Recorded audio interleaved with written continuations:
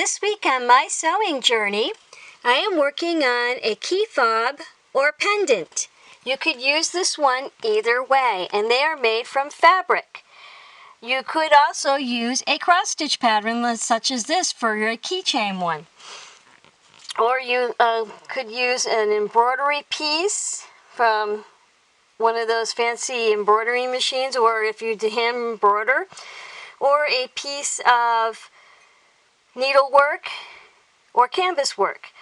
But they all start out the same way. You got to pick out a shape. Once you picked out your shape that you want the pendant or key fob to be, make your paper template of that shape, and then what I would recommend is folding that and cutting out the center so you can see where you're placing it on your fabric so that you can get the actual look that you want. I wanted this flower with that pretty little vine thing above it.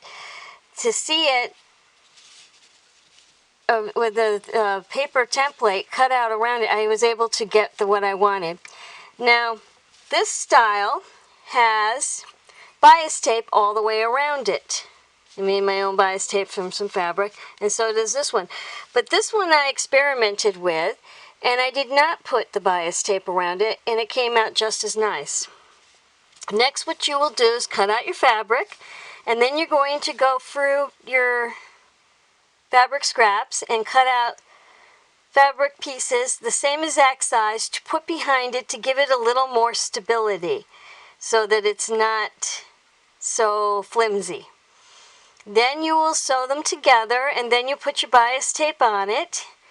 And then the fun part comes of picking out what you want for the actual attachment. This is 2 pieces of vinyl cut to the same length. I put that on there, and as you can see that they have the both pieces, the 2 top sides. So either way you look at it, it's top side on the inside and top side on the outside, because that one's going for a key fob. This one I used a little piece of elastic that I had because that one's going to be a pendant, and I did the same thing on this one. It was a fun project to do. I hope you like this idea. Thank you for viewing, thank you for subscribing, and thank you for joining me today, and happy sewing!